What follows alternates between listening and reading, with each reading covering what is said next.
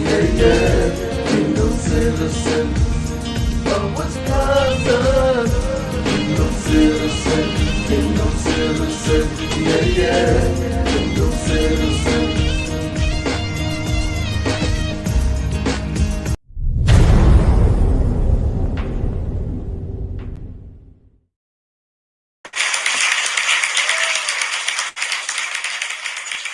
Blessings, blessings, everybody. Hope everybody is doing well. On tonight, this is Dr. David D. King, and I am here, Kingdom Citizens of Wisconsin show. I am excited about it. I take this time to share, tag somebody in the show that they may begin to watch. We got a lot to talk about. As even I am starting to tag people, I want you guys to begin to tag as well. Let's get a nice sized crowd in here tonight.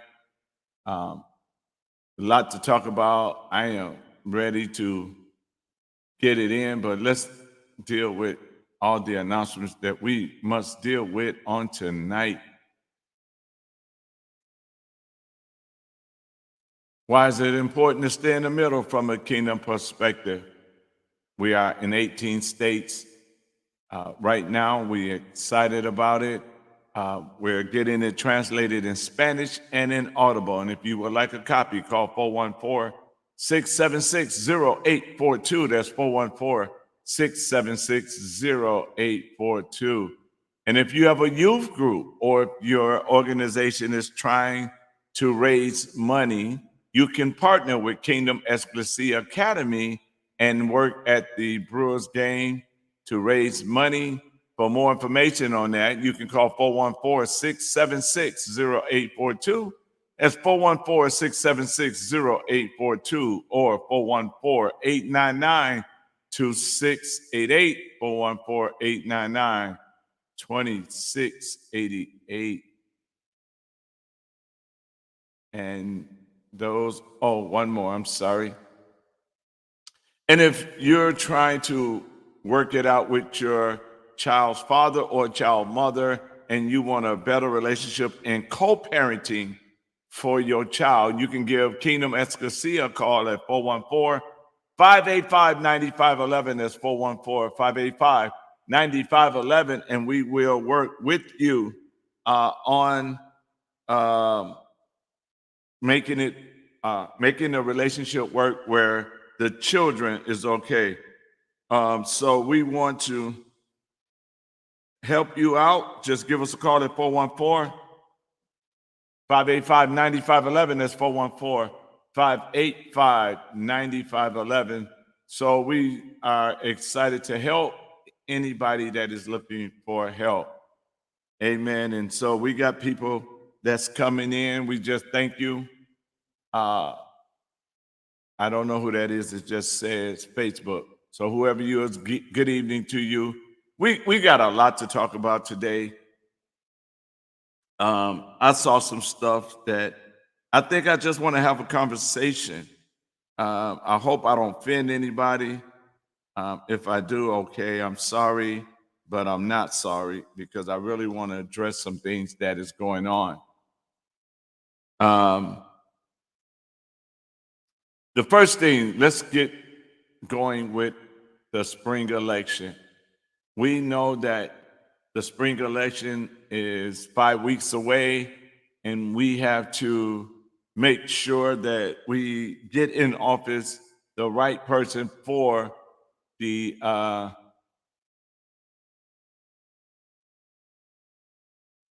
okay. Then that got to be Rustin. So I'm just going to leave it like that. But we have a couple of weeks to go before the election, and I really don't believe we understand what's at stake. I believe other people do understand what's at stake, but I really don't believe many of us understand what's at stake. How many of you realize and understand that whatever law-abiding citizen receive a law that they're going to obey that law. We already know we are the ones that's going to obey the law. But anybody that's doing any criminal activity is not going to obey the law. And so if we allow the wrong person in office, then we can lose our rights to carry, to protect our families. So we have to really get it going. So I want to play something for you guys. Let me make sure I got it up. I want you guys to listen to this. Bombshell report coming out of Wisconsin, a massive election bribery scheme in the Wisconsin Supreme Court race was just discovered. Dan O'Donnell from News Talk broke the report, and here are the details. Leftist group Wisconsin Takes Action has been paying voters $250 to sway friends and family to vote for Janet Protasewicz in the upcoming Supreme Court election. This is in direct violation of Wisconsin Statute 12.11, and they were sending out mass communication text messages to thousands of residents trying to get them to participate in this quote-unquote program. So what they were paid to do, one, they were paid to show up to a Zoom meeting to understand what it is that they were being asked to do. Second, they were being paid to add names and contact information into the Wisconsin Takes Action database through something called the Empower Act. Now, this is a technique known as relational organizing. It's using already established relationships that you have to get them to go out and vote, because they will likely listen to you rather than a stranger. Now, there is nothing wrong with any one of us to talk to each other to say, hey, maybe you should vote for this person. I strongly suggest you do, or to get them to vote.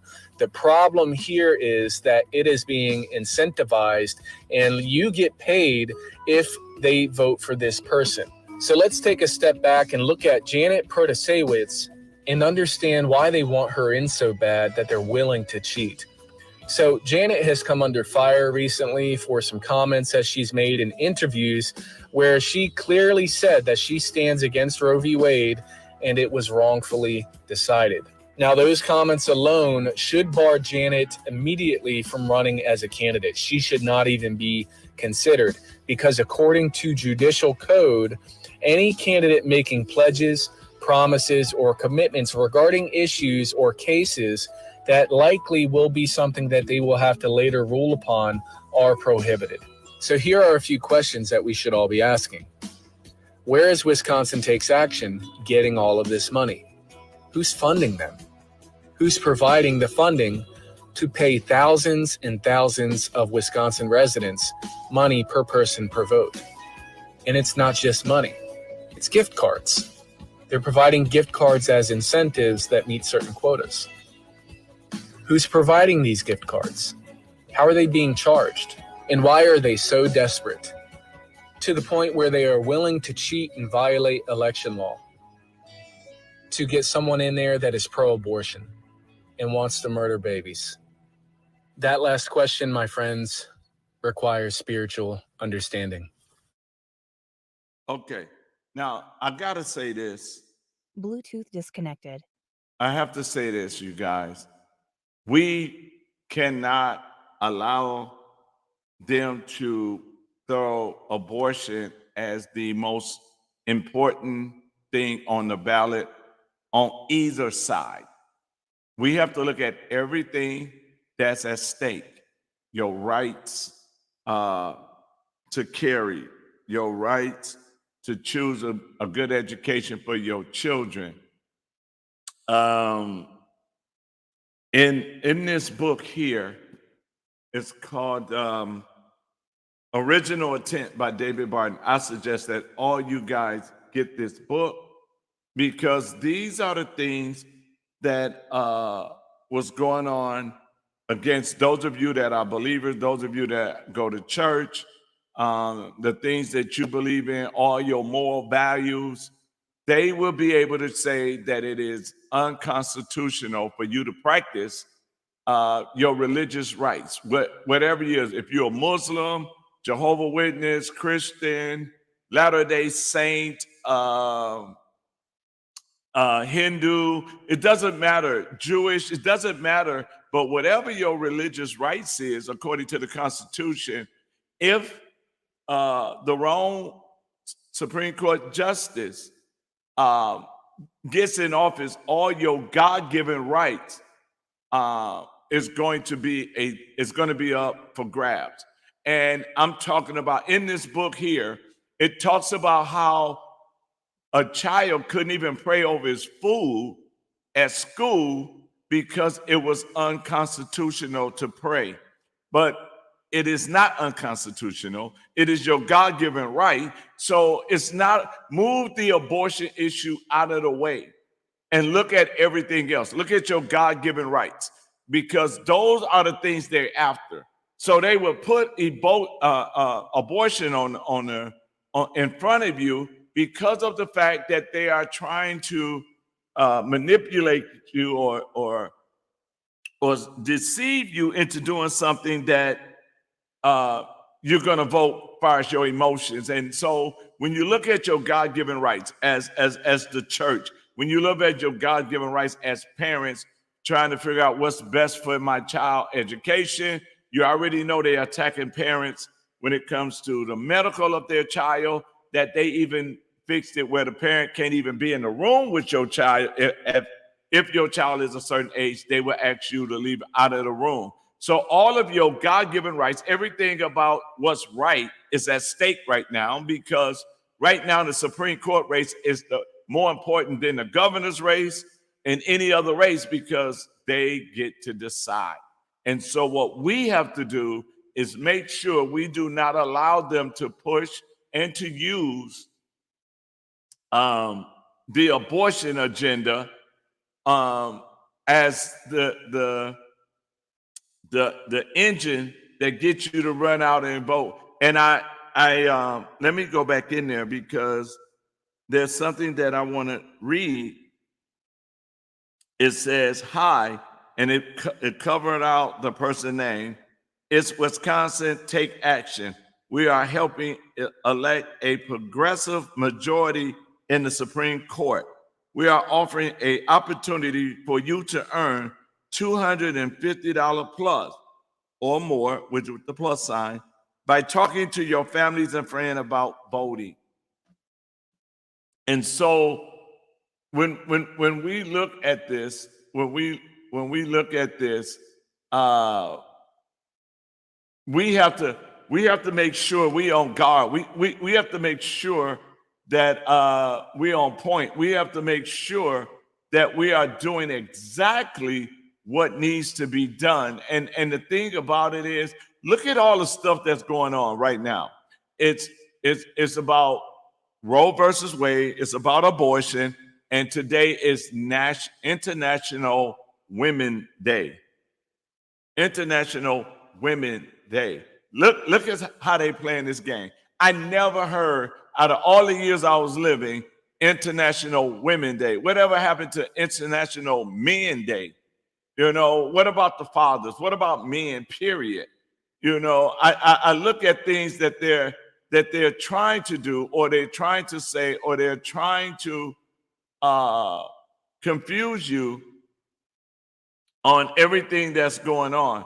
But I want you guys to understand and realize that if we are not alert, if our eyes are not open, if we stay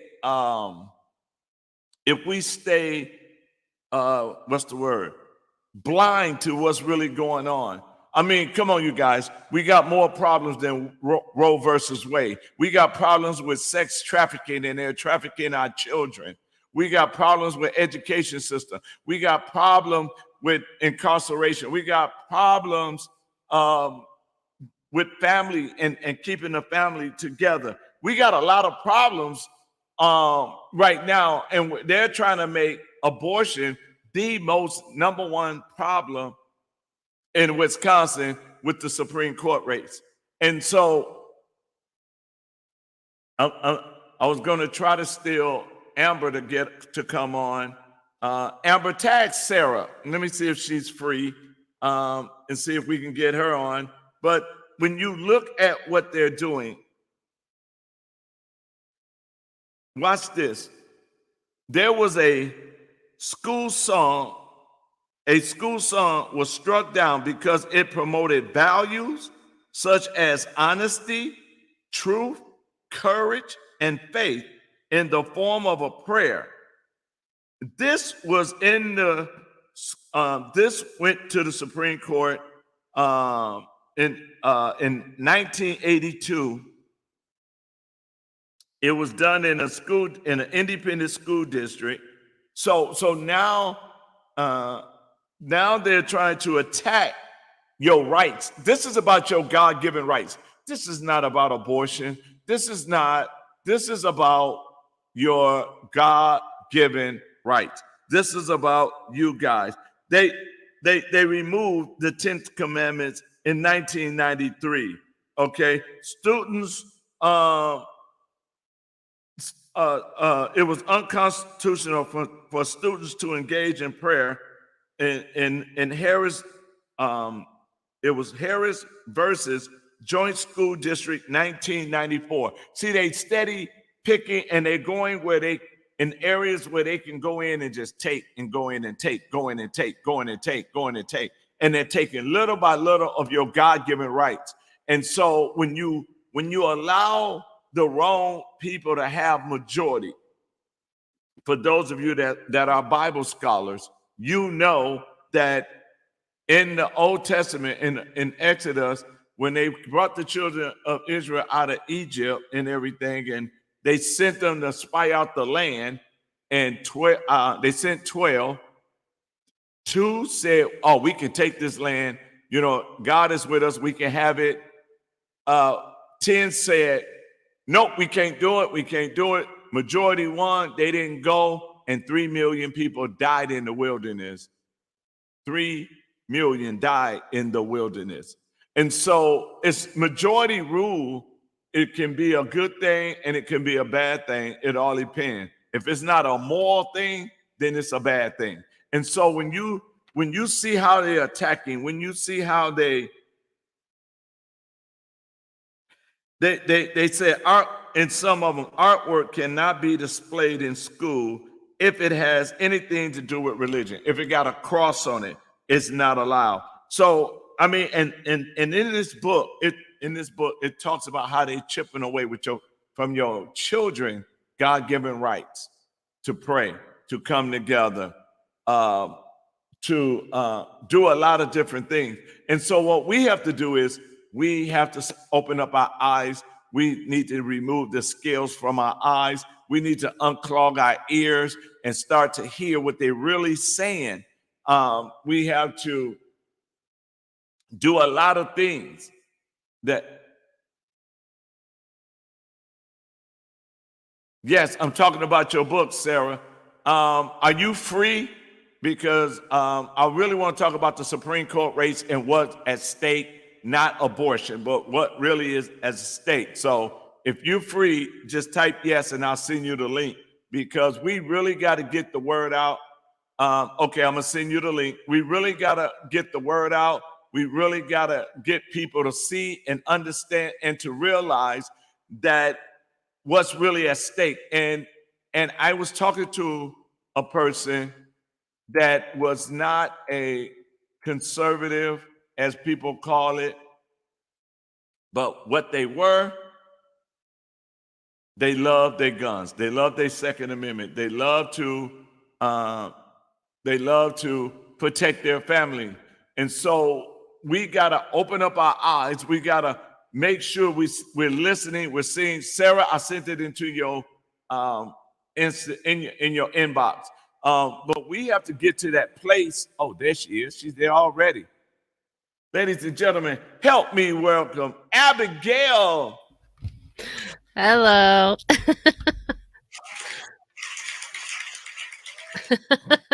I'm a little bit not put together today. I wasn't expecting to be on camera. That's quite all right. It is quite all right. It is good to have you. Hey, sir. it's good to have you with us because I really believe that a lot of people really don't understand the importance of the Supreme Court race. Yeah, for And sure. And I'm going to say on both sides too, because I've seen some memes and things going around talking about what happens if, if the liberal candidate gets on the Supreme Court and how that's going to destroy all of these protections and stuff like that. And thank you, Amber. I appreciate that. Their heart is right. They want to preserve our Second Amendment rights. They want to push for freedoms and for protecting the unborn and stuff. But a lot of the things that they've got posted are not even actually constitutional. So here's a good example. The Concealed Carry Act. Right. Everybody's like, if we get a liberal on the court, we're going to lose our concealed carry rights. And it's no, because you have the right to carry, to keep and bear arms. That is protected in your Second Amendment. And so the Concealed Carry Act is not even a constitutional act because it is the government giving you permission to have. It's right there in the name, permit, right? We permit you to carry guns as long as you keep them concealed. And so, I mean, conservatives don't even understand the importance of why we need a constitutional originalist on the Supreme Court. So well, I was on a show the other night with the Carmel conservative, Ed, and I was also on there with Orlando. Mm-hmm. And Ed asked the question, would you want an activist or would you want a constitutional justice? Mm-hmm. And I said, I want a constitutional justice because even if he rules against me, long as he stay along in alignment with the Constitution, I'm okay, right? Yep. Orlando said he want a constitutional activist. Oh, do we have to define these terms because activists? Yeah. I think you know what? I think we need to because all of this contaminated truth, this misinformation, is confusing people on the hey buddy on the how should I say on mainstream. They're confusing people. Okay, so here's the definitions. There are three definitions of activist. It's a noun, and it number one is a proponent or practitioner of activism. Okay, so whenever you see the word the last part ism, you're going kind of cult-like. You're going into the realm of people who follow a group or an individual with a common cause. And it usually doesn't end well for the freedoms of Americans or anybody else for that matter. So anytime you see an ism, that's basically a religion. Yes. So let's not go there. So then the second one is one who is aggressively active on behalf of a cause. Okay. Mm-hmm. The judiciary is not a cause. The Constitution is not a cause. It is the law of the land. And therefore, we're not fighting to change or promote a cause. We are fighting to change or not change, to promote the preservation of our God-given human rights through the original intent of the Constitution, which was put there to protect said God-given rights. Number three is one who is politically active in the role of a citizen, especially one who campaigns for change. Okay, that sounds good, but what are you changing? I hope not the Constitution. If you put Constitution and activist in the same sentence, you're literally saying you are a proponent for campaigning for changing the Constitution. That's exactly what you're doing. And that is not what we're trying to do. Amending it when necessary, yes, but even then we have to question what are we amending? And are our amendments giving more power to the government or are they giving more power to the people? This is Nathan. Hey, Nathan. and so this is something that we have to we got 4 weeks to educate people on on the truth, because Yeah. here's the thing about it. You know, when he said that the other night, I'm sitting there like, oh my God. And then he said, there's no middle ground, you know. Yeah. And I'm sitting there like, oh, okay. I'm kind of scared now because the middle ground is the Constitution. It's all of our God-given rights, no matter what side of the fence you're on, it is our God-given right. So, for example, That's what's at stake, is our God-given rights, not having an activist judge on the bench, which we don't want. But the idea is we've got to be focused on what are our God-given rights and how best can we protect them. And the best way to protect them is to get a Supreme Court justice who understands the rule of law, who understands our Constitution, and understands it is very, very limited and enumerated powers that he has. exactly. And you know, I really, really believe that people don't understand it, you know, because I'm looking at some of the posts and I'm sitting there like, oh my God. I know. What is they saying? What do they really believe this? Is this what they're really going to do? And so when we look at it, right, and we say, all right, what is the job? And see, this is the problem that I have. Melting my heart. Let's see, who said that?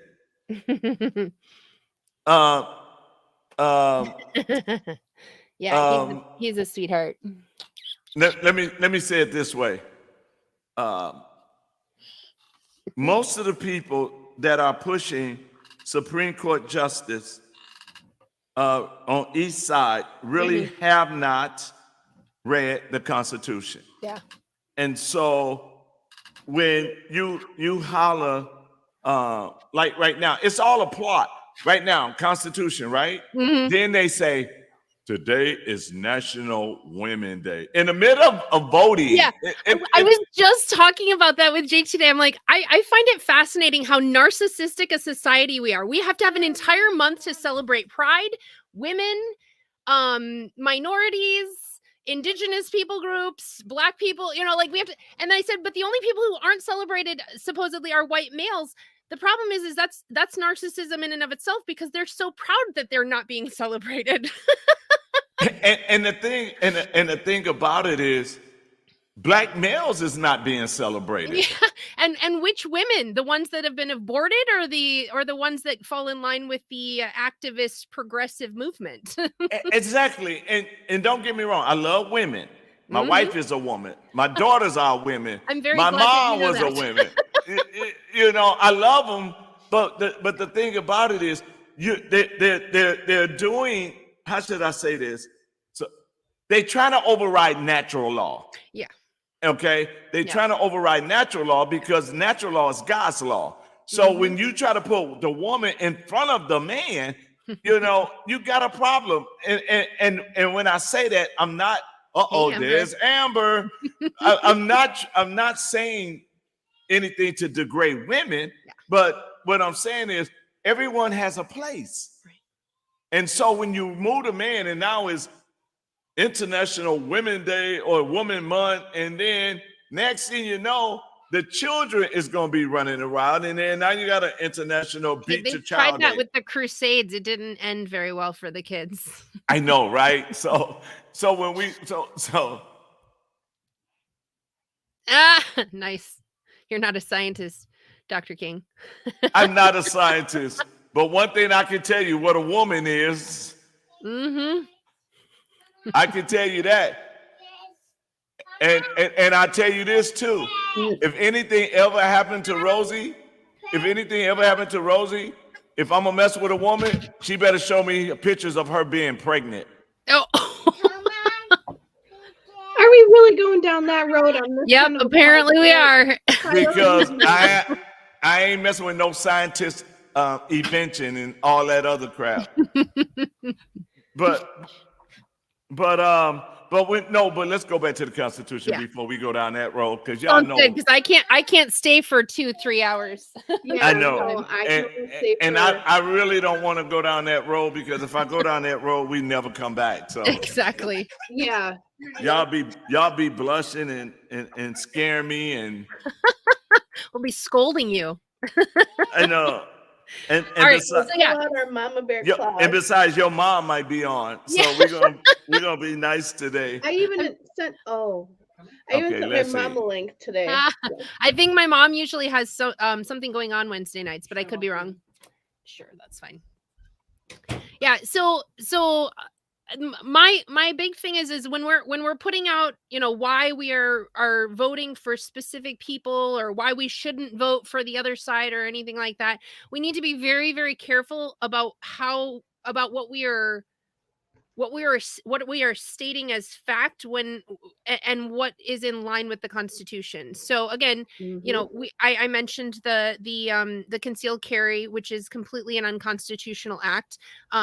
I think another one I saw was the Castle Doctrine. That is an unconstitutional act. We already have our protections and privacy, and we have the right, liberty, and pursuit of God-given right. property, All of and these, pursuit of all of happiness and these, property. yeah, all of these doctrines and acts and things like that, they're literally the government giving us permission to do what we are already given permission by God to do.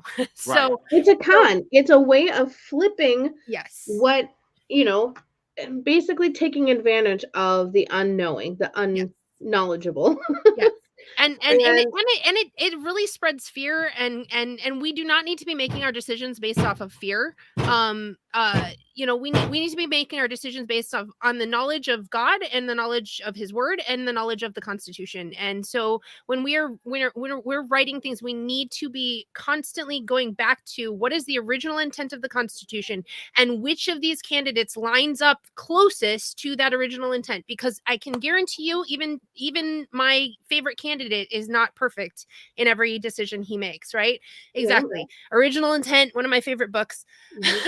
I got a whole bunch of books just today, and I won't show them because I know you're going to get mad at me, Dr. King, but all more about, you know, you can show them Saturday. You can show me Saturday. You well, can show me Saturday. Thing, like, I actually was just talking about this with one of my clients who's from Wisconsin, and then with the team of advisors I work with today. Like today I had a call with them, and we were talking about this, how the Wisconsin, like, we're studying the Wisconsin state constitution. Article 1 is basically the Bill of Rights. Yeah. And how clearly they actually lay things out. If you Bill of what? What's Bill of Rights. The Bill of what? Bill of Rights. Exactly. No, the reason I'm saying that, because some people don't even know what that is. Yeah. And it's sad to say. Yeah. But they're getting ready to vote, but they don't know what that is. That's why I want you to repeat it. The Bill of Rights. So Sarah, where do we find the Bill of Rights? Well, which Constitution are we talking about? Wisconsin or the U.S. Constitution, the one everyone knows about. Yes. So the Bill of Rights is right after the last article in the Constitution. It was placed there shortly after. It was insisted upon by the anti-federalists who refused to sign the Constitution until they got a hardcore promise that the Bill of Rights was going to be added to it. We call them amendments because technically they are, in the idea of they had to be ratified and agreed upon and stuff like that. But they're different from most of the other amendments because, again, like I was saying, the Bill of Rights were literally stripping the government of any power over what God had already given us as human beings made in His image, right? The rest of the amendments really do less of the protection of those rights. In fact, some of them actually encroach upon those rights, and they do more to expand government power, using loopholes and, you know, penumbras of shadows of whatever, you know, to justify a whole lot of things that we call rights nowadays that are not, say, you know, abortion and the killing of the innocent unborn children. That is not a right. It has never been a right because right in the 10 commandments, it says thou shalt not kill, right? So that is not a right that God gives human beings. Now we'll have the arguments, oh, then we can't go to war. And no, there's a difference between murder, as in taking the life of the innocent, and war, as in you are defending your home and your country and all of that. And the key word there is innocent. Yes. You know, defenseless. Yes. When we go to, hang on. Jason, time to brush your teeth. Timer. I'm not saying like that. When off in my house, nothing. you'd hear my little 2-year-old going, timer, beep, beep, beep. Yeah. When people go to war, Mhm. typically if their intention is virtuous and righteous and full of truth, Mhm.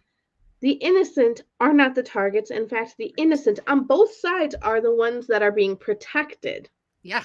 And then it's the actual bad guys that are the Mhm. ones, trying to be taken out. Really good example of this.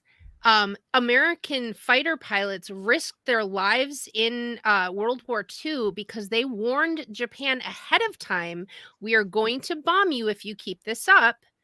And they sent pamphlets for weeks. So they literally broadcast that they were coming.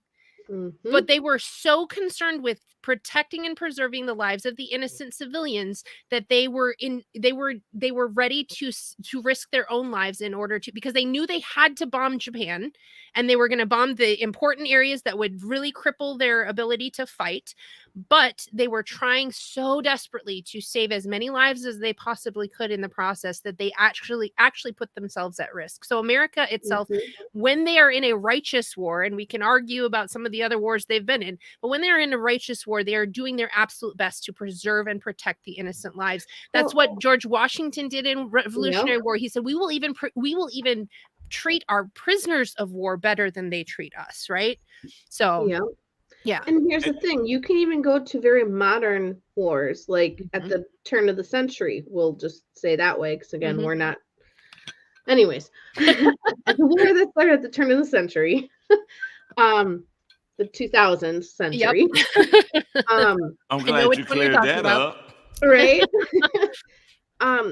You know, the internet was full of images of Mhm. American soldiers trying to care for injured Oh, wait. women I and gotta children. intercept you. I gotta intercept you since you said that. I gotta intercept you. Uh-oh. I saw some on video Uh-oh. where these soldiers were supposed to have been fighting these other soldiers. Mhm. And one was in a tank and or a tank, whatever vehicle it was. And then the other was on side of, and they're shooting, looked like they're supposed to have been shooting at one another. Mhm. This group falls, right? They Okay. fall down like they've been shot. Okay. Here's the crazy part about it. People was filming it with their iPhone. Yeah.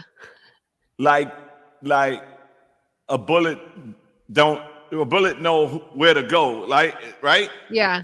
So then they walk up on them and they fire again. But here's the thing. None of the body moved when they got, because if your body get hit with a bullet, you're gonna jerk. Yeah. Nothing jerked. Interesting. And I'm sitting there like, oh my God, they making it look like it's really, really wartime. But if you look across the street, it's like a bar saloon, like they're watching a soccer game on the screen. Yeah. And these people is just sitting there with their phones. It's like you reenacting the Civil War, Yeah. right? Mhm. And you sitting there watching Yeah, it. the reenactments. Yeah, they're reenacting it, right? So I'm I'll sitting do there. you one better. Okay. At the beginning of this decade, so just 3 years ago, with the thing that happened.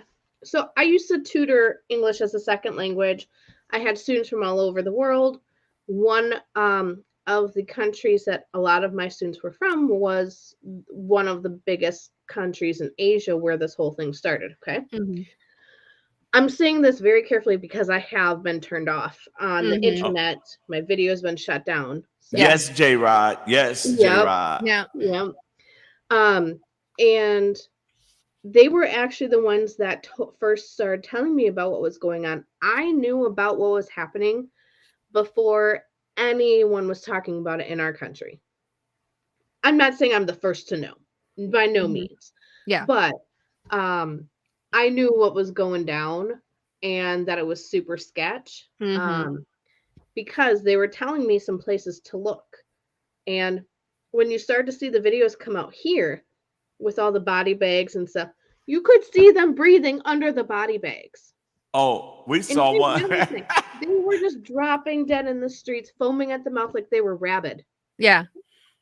Never mind, but it was like a movie. Yeah. Yeah. And so, I mean, Literally, we it makes no know. sense if you actually pay any iota of attention. I know. Yeah. And you know, we already know this stuff is happening.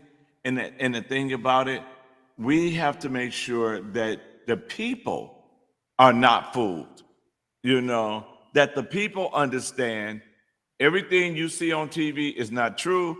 Everything you hear is not true. Everything they're spreading right now is not true. You know, even when the Republicans gave us the conceal and carry, which they call themselves helping the Constitution. Nope, they should have left it alone and just said constitutional carry. What they should have said was laughed in the face of people who are trying to bring that up and said, you know what, you already have your Second Amendment rights. We're not touching that one. Right, but Exactly. we You shall make the law.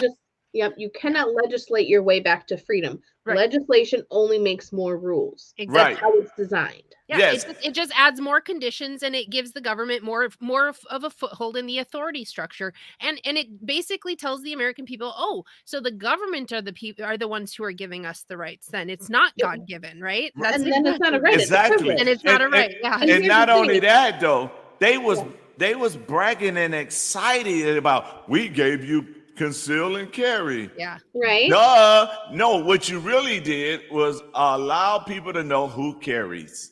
Yeah. Because Make now you another got a one. database of everybody that carries. Yep. That's what you You know, did. the only way people should know that you carry is because you're packing heat right on your hip, and they can see it. Right. Or Well, and or I not was only even that. listening to an old Chris Ann Hall podcast, and these are from like 2018. How there's technology that somehow you can tell if someone's carrying, basically like an X-ray machine for your phone, like an app for that you can plug into your phone or whatever. Yeah. And the way they were trying to make it legal and lawful to be able to do this was to be able to offer it to the public. Now this equipment, this technology was super expensive, so it was really only the elite that could possibly get it, and government with our money. Yeah, with taxpayer dollars. So We're paying for Really? the violation of our own privacy then. Oh my Yeah. God. You really? Yeah. That's, I mean, you really mean to tell me that they created something that we can't get? Oh yeah. We should have been like down south. You knew who was carrying down south. Because when all you had to do is look in the back of the truck. Yeah. You've seen. You got your whole arsenal there. Yeah. I still know people like my parents' generation who, when they would go to, now I live in rural Wisconsin, so during hunting season, all the guys in their pickup trucks, you'd see it hanging in the back of their truck, ready for them to go hunting right after school got out. Yeah. Or right after the weekend that they just got back from hunting. Yeah. I mean, we have no freaking big deal. And it's like, I've seen old pictures from like, I'm guessing the 50s, where there was some sort of threat, and like this principal or a teacher and a senior or, some high school student were sitting at the entrance, each with a pew pew machine in their hand, guarding the entrance. Yep. And it's like, both of them would have been. But now we've made it. Now we've made schools a gun-free zone, and look at how many guns we don't prevent from entering the building. Exactly. I remember I was up north at a open carry rally, and everybody was popping and packing and packing. Well, duh. I mean, look at what you were at.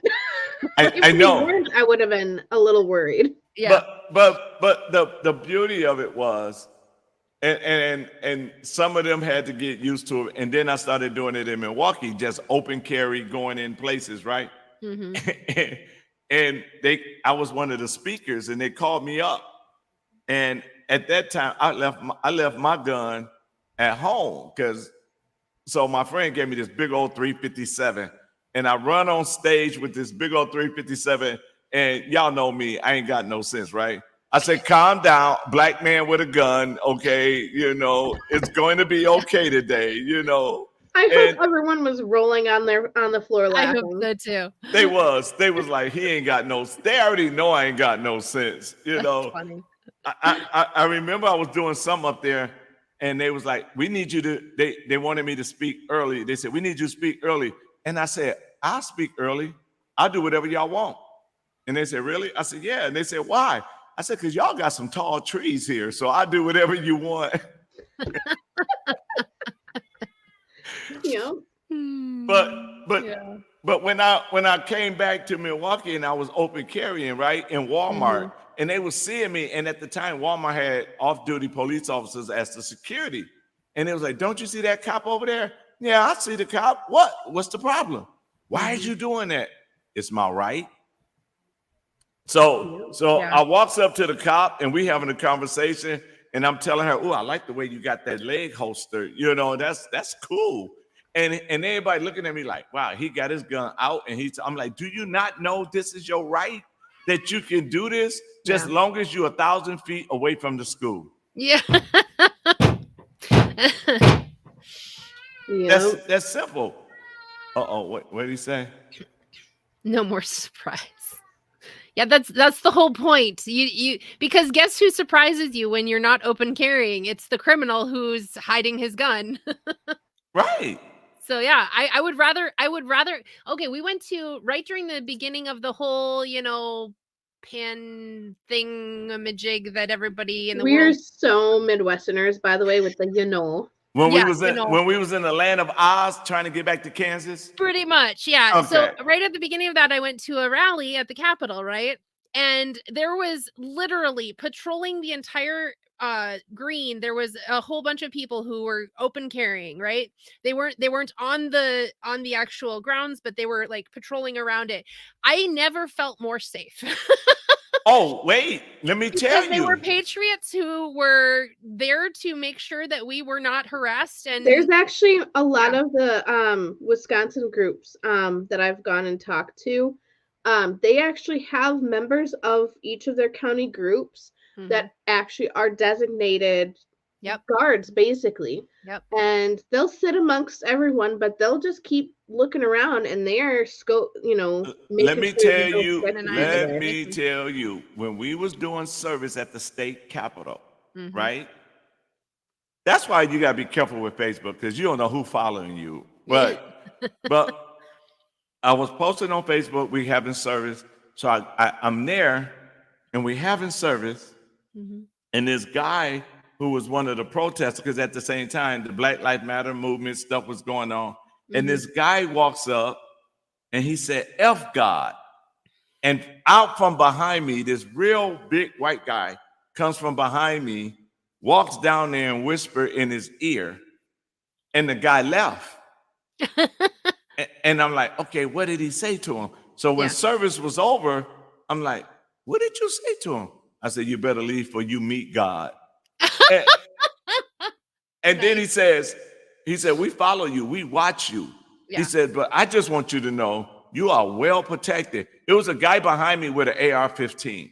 It was another sniper somewhere else. And then everybody else was in the crowd and they all had guns, right? Yes.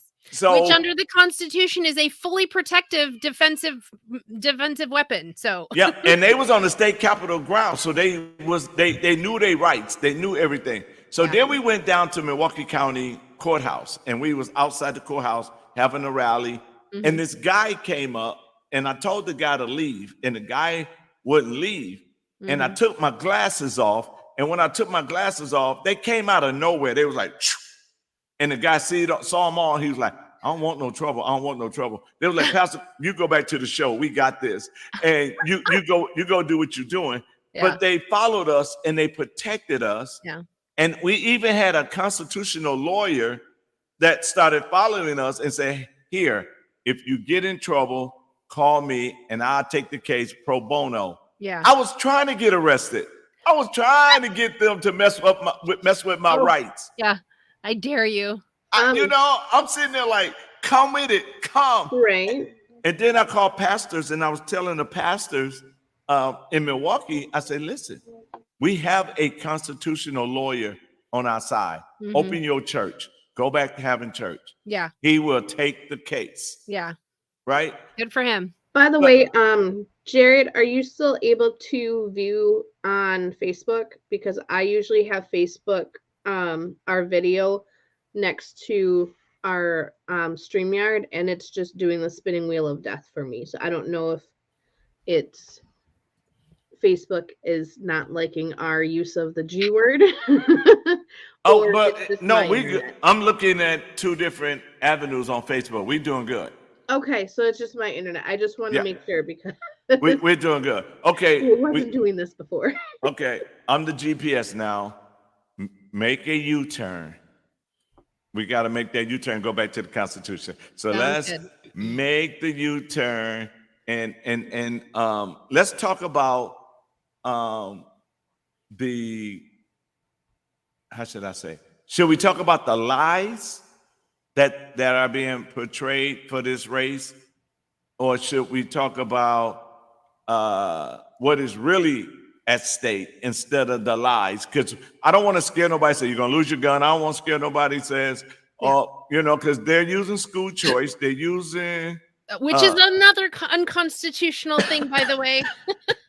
And see, these are the things that we need to tell people what is not the Constitution. Yeah. Because if we don't, then we send the wrong message. And then when we send the wrong message and we get the wrong people in office, then the truth come out. It's just like buying a house in the summertime, right? You go visit that house 4 days in a row and it all sunny. Yeah. You need to look at that house when it's a storm, when it's raining, so you can see if there's any leaks. Yeah. Right? So here's it's an unpopular opinion. Here's my unpopular opinion about school choice. If the homeschool movement, when it was illegal, had not gone the legal route to make sure they got their rights protected and had just pushed forward and made it, this is our constitutional right as parents, we have the right to educate our children. Mandatory public education is not constitutional. It is not in any of your enumerated powers. If they had fought back, I can almost guarantee you we would not have the Department of Education today. But I need you to say that one more time. Yeah. Okay.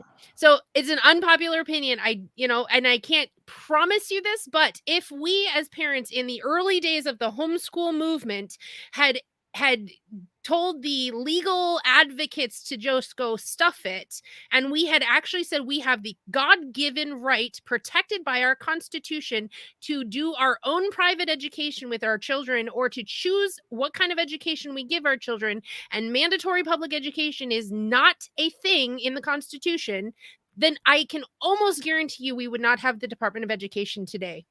And we would not have oversight in homeschoolers. And I can even almost say that we would not have the government coming up with these sob stories about these homeschool families who hide their kids in basements and lock them up in cellars and starve them to death, because it would not have been a thing. That would have been a completely separate situation that would have been taken care of by the law, because that is abuse. And it would not have been messed around. It would not have been pushed in with the homeschool movement. We really messed that up when we allowed the legal system to get involved in our educational system. So that's kind of what sparked me re-looking at the Wisconsin Constitution earlier this week. So my client has a private ministry, like children's ministry. And for privacy purposes, I'm going to leave it at that. They're kind of somewhere in the middle of the state. And there's this question that, like, why are we not just, like, considering ourselves like a private school? And she had quoted the statute. I'm like, oh, okay, so that's where we're going. I wasn't talking to the person asking the question. I was talking to the person who facilitated getting their children's ministry. Yeah. So here's what I pulled up. I'm not going to read it in its entirety, but just summarizing what I pulled up from the Wisconsin State Constitution. So some of these are a bit of a stretch, but really not that far. Article 1, Section 1, Equality and Inherent Rights. All people are born equally free and independent and have certain inherent rights. Among these are life, liberty, and the pursuit of happiness. To secure these rights, governments are instituted. Yep. Right then and there, point blank stop. That's where it should stop. Yep. Section 2, slavery prohibited. Now, depending how far you go, Chris Ann Hall has also talked about this in an archived podcast. Yep. How there were schools, and there probably still are, but there was a specific school that was criminalizing absence from school to the point that they wanted to arrest the students and put them in prison for 15 days. The first mandatory public education happened in Massachusetts, where the students and their parents were literally marched through the streets at the end of the end of guns pew pew machines, in order to get their kids into the public education system. That was in the 1800s. So we're talking, this has been an ongoing thing where the government has stepped in and said, we are going to force you to put your children in an education program that we approve of, because how is that not a stretch of involuntary servitude? That is slavery. If you are being forced to do it at the end of fines, at the end of the ruination of your reputation, at the end of a pistol or whatever else, that is slavery. That is enforced slavery. So then the other ones that I found, Section 4, right to assemble and petition, self-explanatory. Yep. Section 18, freedom of worship, liberty of conscience, state, religion, and public funds. Yep. I'm going to go through this super quick. The right of every person. Now, this is a children's ministry, okay? The right of every person to worship Almighty God according to the dictates of conscience shall never be infringed, nor shall any person be compelled to attend, erect, or support any place of worship, or maintain any ministry without consent, nor shall any control of or interference with the rights of the conscience be permitted, or any preference be given. Literally saying, if you are following your religious beliefs, you can't be touched. You can't be touched. Yep.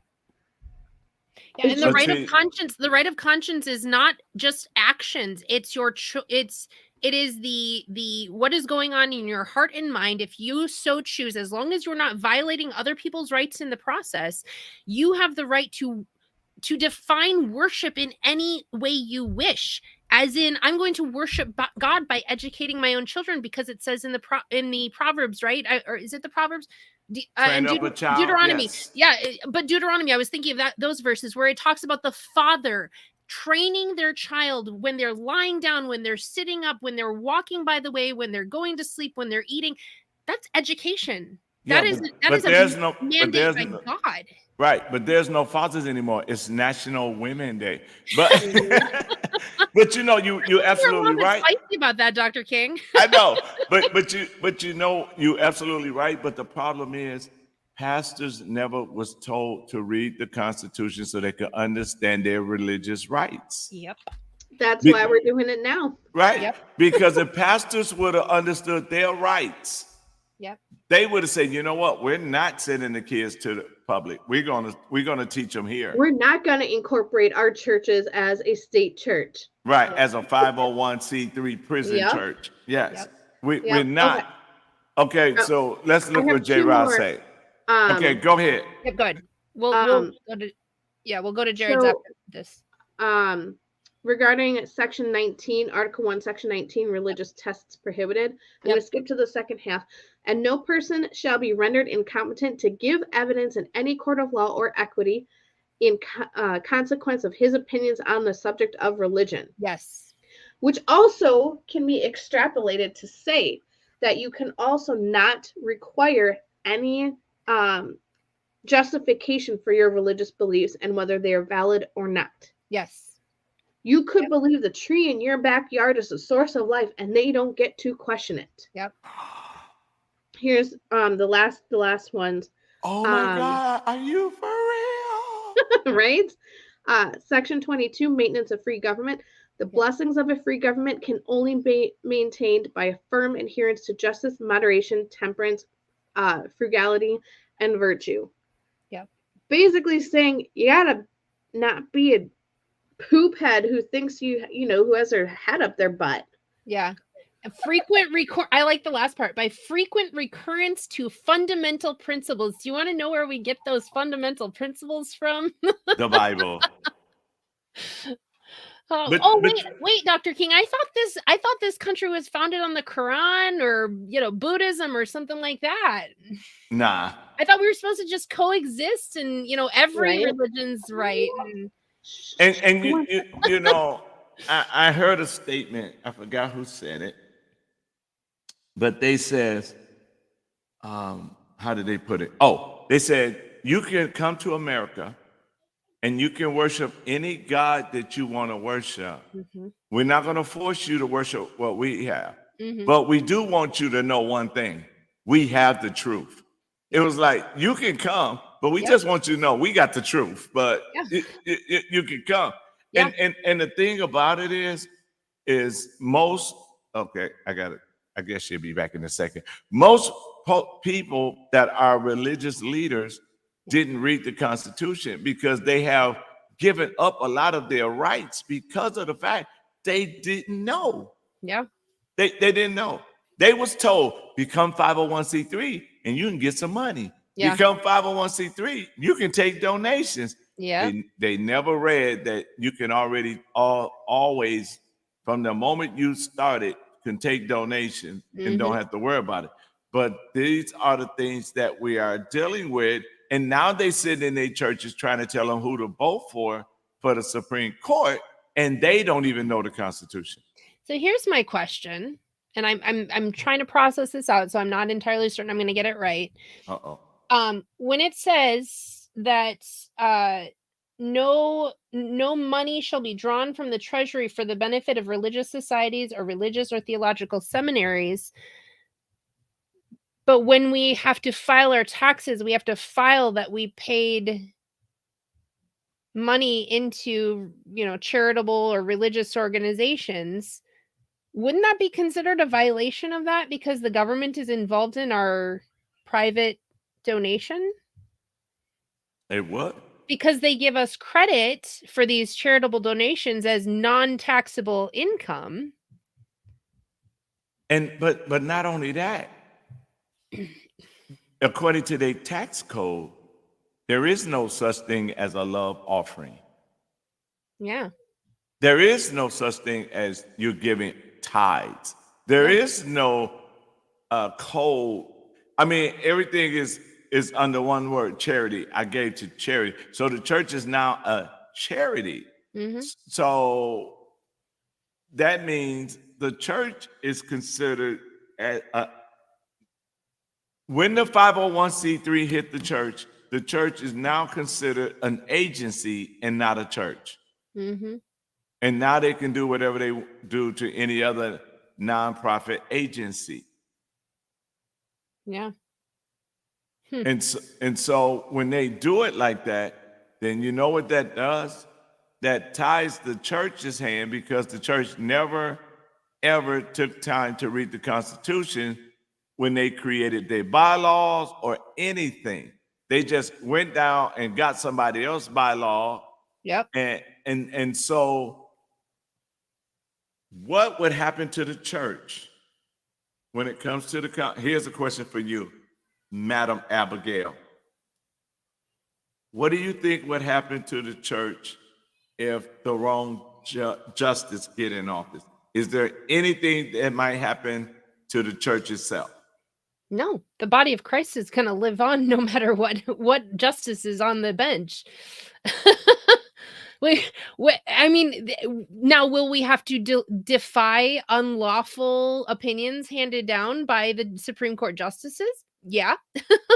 But the church has been doing that. The actual church has been doing that for centuries. So, I mean, that's nothing new, right? We have to look at this as a different thing. It doesn't matter. Ultimately, it does not matter. Now, it will cause a lot of problems and a lot of struggle and a lot of heartache to legally strip the authorities or the unlawful authority from a Supreme Court justice who is an activist and a progressive. But we, the people, have to continue to remember that no matter who sits on that bench, they are not in charge of us. They can give their opinion, which is what it's called. They hand down an opinion. They cannot make the law. So when we have the body of Christ rising up to educate, to to train up our children in righteousness, to Mhm. disciple the nations, to have Mhm. dominion over things, then we're not going to have the argument of who's on the Supreme Court is not going to matter anymore, because we're going to only have people of moral and virtuous character who are going to do their absolute best to preserve what God has given us. It is up to us. We are the problem, and we have to keep remembering that we, the people, are the problem. Even So, if we get a liberal, progressive, leftist, maniac judge on that Supreme Court bench, it is still our duty mhm. to honor God before men and to Yes. honor the Constitution before the activist judge who has an opinion on it. Right. And so then technically, and correct me if I'm wrong, which you always do, but I do like to do that. uh, technically, and this is my opinion, unpopular opinion, okay? Mhm. If the church would go back under the Constitution Mhm. and Exodus from that 501c3, Mhm. then they are safe. But if they don't, they have put themselves under a different set of rules, Yep. right? Yep. Okay. And So then we have to ask: are they any longer a church, or just a public arm of a public propaganda arm of the government? exactly. So the church to be protected, and we're talking about the true church now. Mm-hmm. The church would literally have to exodus from the 501c3. Yeah, which we really should do, no matter who gets on the Supreme Court, Exactly. because the Supreme Court justice has how do I put this? They have to follow the Constitution, but because we have become a nation of statutes and policies and acts and all of these other things, they also are, in a sense, supposed to follow those. Now, we can go back to the original intent of the Constitution and say, no, if they continue to follow statutes and precedents and all of this stuff, they're violating our Constitution, right? Mhm. But that's an argument for another time, because right now we don't have enough people who actually understand that, who are sitting on those benches, who can fight back against that. So it's up to we, the people, to start exodusing. Is that a word? Yes, exiting. Performing an Exodus. exodus of these public statutory regulatory bodies Yes. in order to basically form a parallel society. I mean, I'm not trying to go all crazy nationalist, fascist idea, but we are, as the body of Christ, we should have the greatest authority in this world, because God gave that to us when Jesus said, teach them everything I've commanded you, right? And when God told them in the garden, have dominion over this world, fill it, subdue it, have dominion over every living thing, that was God saying, we have, because we are children of God, because we are coming in his name, we have the most authority.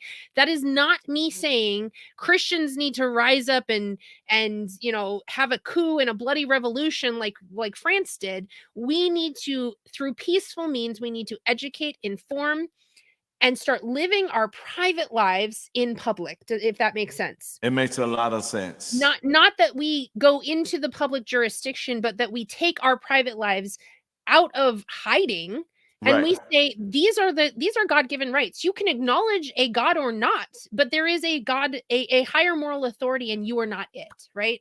Right. And so, hold on. Okay. Strobe light for a minute. But you're absolutely right. And the thing that we have to look at is, as leaders of churches, Mhm. it is our responsibility to get the people out of bondage, Mhm. and show them, here is your God-given rights. These was given to you by God, and you need to start walking these out. Okay. You want to know an unpopular opinion? Come on. So seminaries are accredited through the public health or public education system, right? Mhm. So you get your degree from seminary that gives you permission to pastor a flock. Well, yeah, some do. Mm-hmm. I didn't get my permission. Yeah. You know, mine was given to me by God, Right. And that's what this is another area where we can take back that dominion, right? Where we can say, I'm not going to go and get an accredited diploma that tells me that I can preach the word of God. I can preach the word of God where no matter where I am, because this is the commission that God has given me, right? right. You know, and this is why education is so important to empower the people, because of the fact that as we look at this Supreme Court race, and I'm glad it's going in the way that it's going, and we see all the lies and we get to intercept the lies, and certain areas might stop us, but all areas is not going to stop us because they get, you know, I believe they get good ratings when we bring stuff on that'll make people upset, and we can keep it going. So I'm a agitator, so I'm okay with it. But it's, and none of this conversation is to say don't vote, right? We're not saying just because the Supreme Court justice ultimately doesn't matter under the idea of the private sector, right? Our private lives and freedoms. It doesn't mean we don't get involved in the civil government, because that is an outworking of our private lives. And so exactly. we still do need to go to the polls. We still do need to work on making sure that the elections are done in constitutional ways and all of that stuff. So, yeah. Yes. And we need a constitutional justice, not a constitutional activist Yes. or a liberal activist. We need a constitutional justice that even, and I tell people this all the time, this is the important part, even if he rules against me according to the Constitution and the law, that's what we need. We doesn't need anybody in there that is going to go off of their feelings or their own, how should I say it? Because their own agenda, you know, they need to go according to the Constitution. And just like Mercy said, if people would look at the Constitution, Wisconsin Constitution, the first one is the Bill of Rights. Do you know the Bill of Rights? Yep. You know, and you want to type in where they can get the Constitution in the chat so they can see it. Give me 1 second. I will look it up and copy and paste. And the thing is that I see Pastor Walker is watching. Bless you, Pastor Walker. I think we know who you are, so we want to say bless you. And you know, here's $1 million question for you. How are we going to educate people in 4 weeks?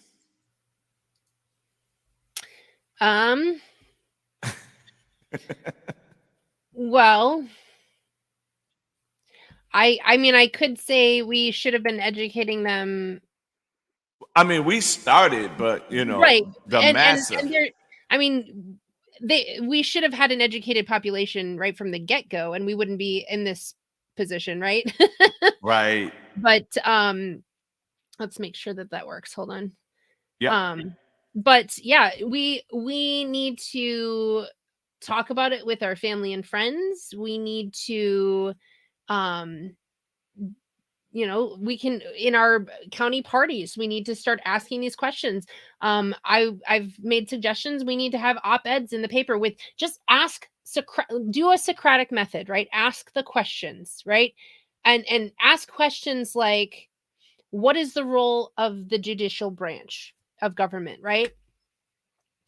What are their enumerated powers? Have you read your Wisconsin Constitution? Have you read your federal Constitution? We, the people, it says in both constitutions, we, the people, are in charge of our government. So that means that if we are not reading these and not understanding what they're about, then we are the ones who are falling down on the job because it's our job to keep them accountable. Yes. So,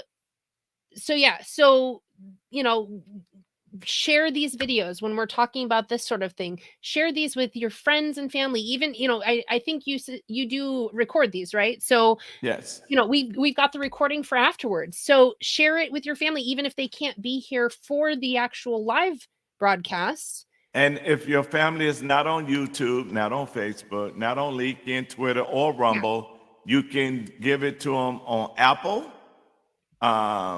Podcasts, Kingdom Citizens of Wisconsin, Spotify, iHeartRadio, Amazon Audible, Player FM. I mean, there's a numerous of platforms that we are on that you can download it and give it to them. And let them listen to it while they're washing dishes. Let them listen to it while y'all driving. And then have those conversations. What do you think? Well, let's start a constitutional teaching with our families. You guys can call Sarah. I believe she got them already, constitutional classes that you guys can call and do a Zoom constitutional class with her. I mean, there's all kind of ways that we can educate. You got to just want it. And in order to learn the Constitution, I tell people this: you must be fat. You got to be faithful, available, and teachable. And then you can learn it. Then you'll get excited because you find out how they was playing you, and you'll be like, "Oh my God, this for real?" Oh, let's go back to J-Rod thing because we never touched it, did we? I gotta find it. Yeah, that's right. We did. Sorry, apologies for that. we We apologize, J-Rod. Don't beat us. It makes sense already. Well, it's a completely asinine thing for this guy to do. But again, we're in a country of an oligarchical country with litigation as the highest, I don't know, highest good. At least that's how they consider it. And so, they're gonna find something that they can throw at Kyle Rittenhouse.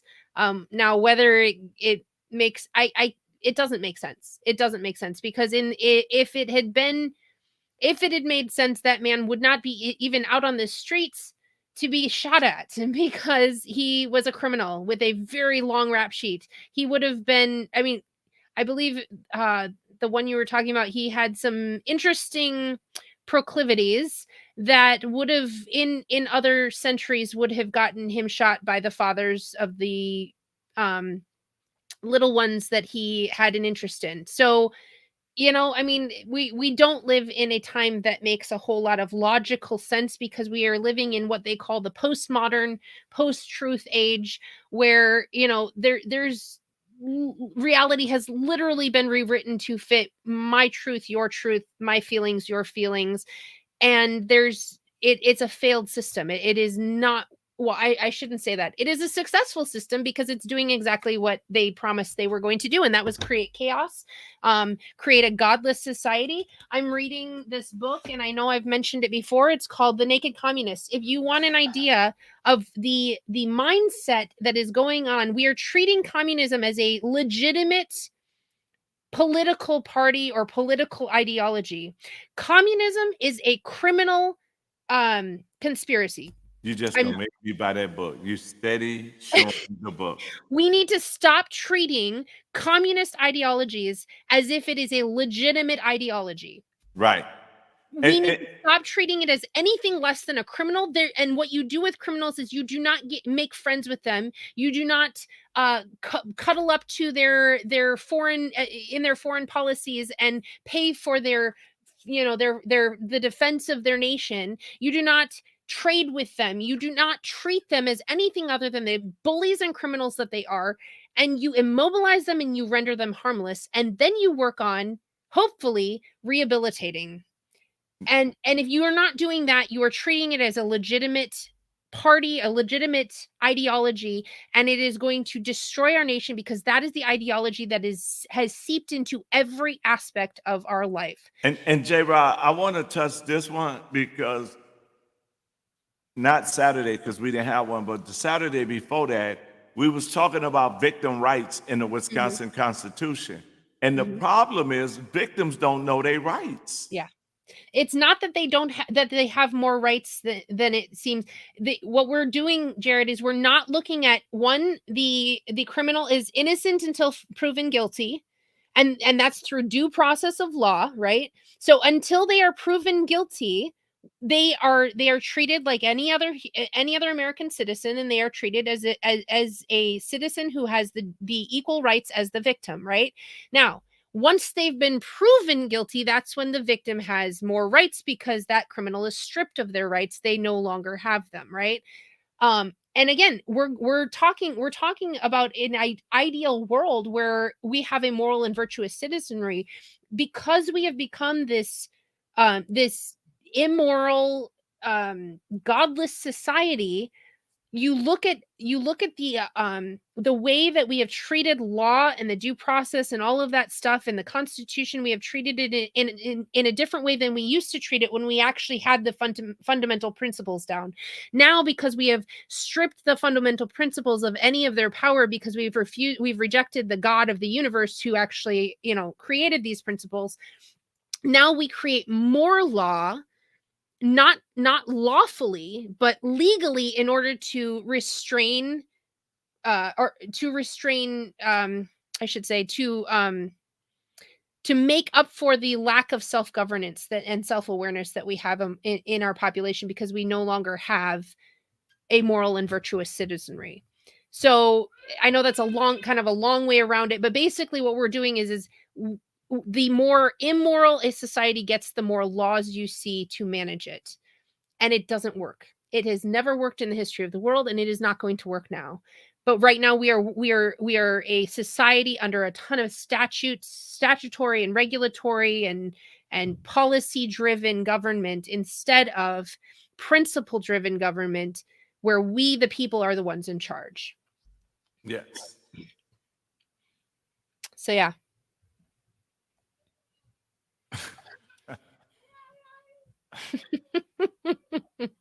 Yeah.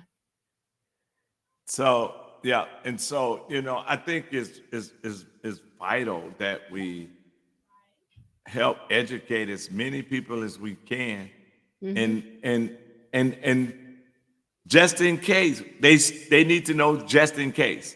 Yeah. What happened. Churches need to know, just in case, what'll happen if I try to come out my 501c3. Just say, only thing will happen is you're free. Yeah. So with this, how should I say this? Can I read a quote real quick? Go ahead. I was waiting on you. You take it too long.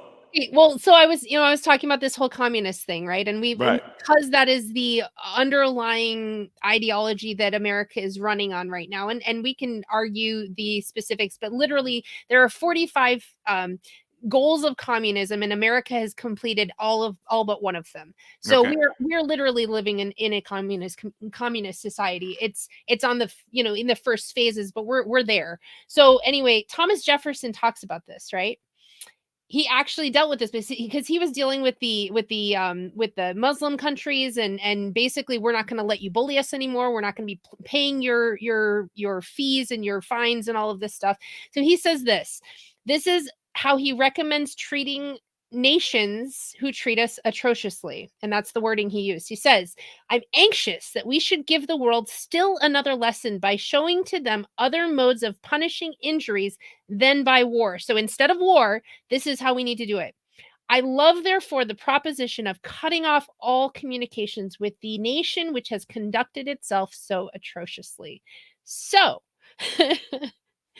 this is where we're getting into the protection of our private lives and our God-given rights, right? Our nation, America, has treated the Constitution atrociously. It has treated the private lives of citizens as if they were as if it was an open book for them to legislate and regulate and all of those things. So what Thomas Jefferson is literally saying is, if there is a nation that's doing this, we need to cut them off completely. no communication. We don't talk to you. We don't interact with you. We do our own thing. Right. So that's, and he says you don't have to get there by war, right? This is one of those things where we're talking about PMAs and things. This is our way of saying we're not going to have communication with you. We're not going to follow your statutes and your Right. regulations and all of these things, because we have been given a higher moral authority than you, and we are answerable to that one, not you. Yes. Yeah. I was waiting on you to quote because I knew you was going to do it sooner or later. Well, And- I read that and I'm like, oh. But, and you know, I think, you know, to sum it all up, Mhm. stop lying, stop allowing them to lie to you. Yeah. Open your eyes and see for yourself. Yep. Know for yourself. That way they can't manipulate you anymore. Yep. Don't let them try to scare you with abortion, or you're gonna lose your guns, or Yeah. your kids ain't gonna have an education, or what's the other one they was using? Yep. Your freedom of speech. They're gonna Yeah. take it away. They can't. That's the thing. They can't take that away. It was not theirs to give in the first place. Right. So You know, yeah. And if yeah. more people acknowledge that, if more people stood up, we wouldn't be in this problem, in this mess. You would very quickly see that if more people stood up against these unlawful, unconstitutional legislators, judicial branch, governors, all of these things, if we actually stood up and actually started doing the things that we said we're going to do, we're going to have private businesses, we're going to have private education, we're going to have private worship services, right? All of these things. And we take the government out of it completely. We are going to cut them off at the knees. That's the whole point. We're supposed to cripple them. We're supposed to cripple the government. We're supposed to make the Department of Health and Human Services obsolete, because it is no longer something that people go to because they have the churches to take care of their physical needs, right? We should be Exactly. making the Department of Education obsolete, because we are pulling our children out of those nasty, disgusting, despicable government institutional centers, propaganda camps, and we are training our children up in the ways of the Lord. These are the things we need to start doing. If we start doing that, we don't need the whole nation to do it. We just need a small A third. and very loud minority who stands up and does this, and they will feel it. They will feel it in Washington, D.C. Because Yes. I mean, they're already starting to note. What was it during COVID? Sorry, during the pandemic, they noticed an 11% increase in homeschooling. And this was beyond the people who, were just doing the online, public school education. This was people pulling their kids out of public school. And then we let them, they dropped the mandates because they started getting a little bit uncomfortable. And then they were like, oh, guess what? We recognize that, yes, the virus was actually created in a lab somewhere. And it was, they're, do you see what they're doing? Yes. This is something somebody showed me an SNL skit that one of the kind of crazy guys in Hollywood was starting to make a joke about, right, this conspiracy theory and all of the things that were coming out, making it into a joke. So but literally telling the truth that we have been telling for 2-3 years, right? Right. We do not accept that, right? We've got to stop accepting when the media finally goes, oops, yep, right, we messed up, but we're just going to let it go, right? That's what Right. they keep wanting us to do, because then we just get comfortable and we get complacent again. And then the next time something like this happens, we just go right back to giving them our rights and they're literally mitigating the damage because they're scared of us, right? Yes. They are scared of the people who stand up for what is right and true, because they know that the truth wins. So we need to stop accepting it when they do that and tell them, you are no longer in charge of us. You can admit it till doomsday, and we are not going to accept your apology because you knew better. You killed millions of people by your policies and your agenda, and we are not going to accept your apologies, your public acknowledgement of this. We are going to continue to do what we're doing. We're going to continue to pull our kids out of the schools. We're going to continue to not take our kids to a well child visit every 6 months or so that they Right. can get another 5 or 6 jabs. We don't trust you, right? Right. You can apologize, but I mean, a narcissist apologizes, but they do the same thing the next time. So that's exactly how we need to treat our government from now on. They are narcissistic, and the moment they see people making waves, they'll come out and they'll admit to it. And that because they know that we will just accept it and move on and pretend like nothing happened. We need to Exactly. stop doing that. We need to go, we are going to remember this, and we are going to make you pay for it. Yeah. You know, I found out today. Sorry for that rant. I was Oh, I was no. a little excited. It's great. But you know what I found out today? But I'm not surprised because it's everywhere. 98%, 98.5% of people that sells timeshare Mhm. don't own none. Yeah. Of course not. Because they know, Yeah. know. Because if they sell them, they get the commission and they get it scot-free, and they don't have to deal with any of the strings that are attached to it. So they like to dupe a whole bunch of other people so that they can get their lifestyle paid for. Exactly. And then it's the same thing with doctors. They will tell you that your child needs to be immunized, Mhm. but they don't do it to their children. Mhm. You know, so when you start to look at a lot of this, and you got to ask yourself, you know, you got people in the political arena that want you to be mad at the other side while they go to dinner with them. No, I'm ticked off at the whole lot of you.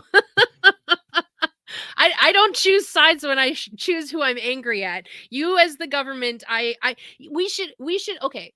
So we should not continue treating the government as an entity that has rights and has feelings, right? They are a machine that if we work it for our good, we can manage it. But if we allow the machine to basically pull a Frankenstein movement, they will overpower us, right? Because that's what happens every time. So this is where we need to come and say, nope, we're the author, we are the creator of this machine, and we were created for a very, very specific purpose. If you were not fulfilling that purpose and mission, we will take you out, right? Yes. Oh, since you said that, I just have to say this. Na na na na na na na na.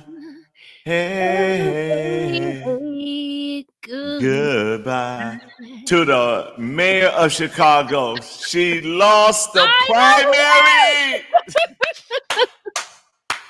I think there was something that I just read that she's like the first mayor in decades that has lost a re-election.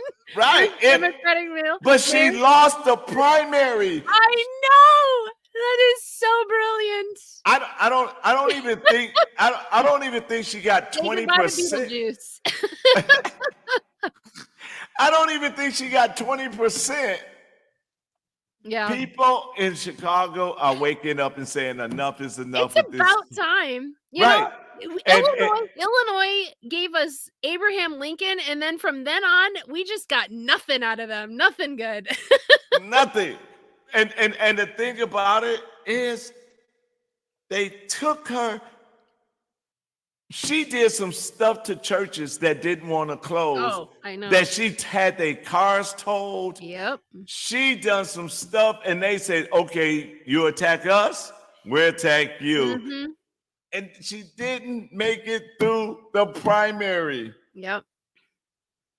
I was so excited. This is why we need to be understanding of when we call ourselves conservatives, what are we conserving, right?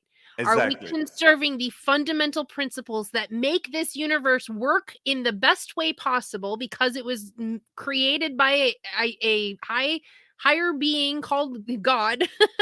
Are we conserving that? And then out of everything else in our lives, that is the worldview that we come from? Or are we just saying we're conservatives and we're voting for the person with the R next to it because that's supposedly going to save us? No, none of these people are going to save us. None of them. They are not going to save us because that is not their job. Their job is to protect and preserve our rights. And that is what we need to be doing whenever we go to the voting booth. We need to be saying, is this person going to, as best they can, as humanly possible as they can, fight to preserve and protect our God-given rights Yes. without encroaching on, past their enumerated powers. And are they going to be perfect? No, of course not. But we Right. have to look at it from that argument. And if we are not looking at it from that argument, then we have no business going to the polls and voting, because that is where we have a breakdown, and that is where we continue to look to these people to save us. And then we will go, oh, I signed that document. I put in my little circles, and that my job's done now. No, right. it's And not. then we complain for the next 4 years, 10 years, whatever, about how bad this person is in office. And it's like, well, you, the people, are in charge. So lift your voice, get involved, get active, whether it's, it could just be taking your kids out of the public schools. If that is the only mission and purpose that you have in this world, then go do it, right? Exactly. But I do want to say, Milwaukee is going to do the same thing in 2024. The people is going to rise up, and we're going to say enough is enough. Hey, Yeah. hey, goodbye. Yes. Yes. And when I saw it, at first I couldn't believe my eyes. And then I'm sitting there like, wow. 16% of the vote. That's hilarious. 16.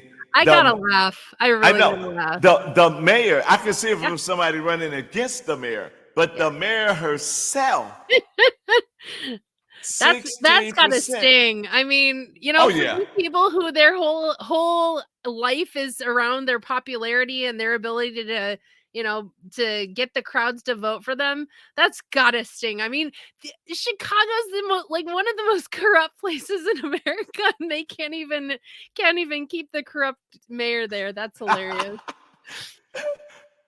Look what J. Ross said. Thank you. I got the joy of the Lord.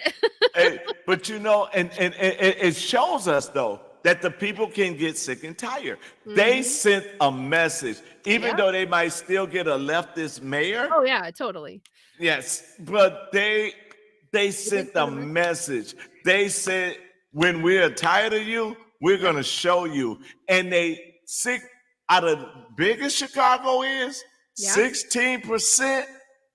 Well, and that just goes to show you, even in the worst and most corrupt places, we can still make a difference. Yes. Right. I remember in the 2020 election when everybody was just going on and on about how we lost because of all of this corruption and all this stuff. And yes, that's true.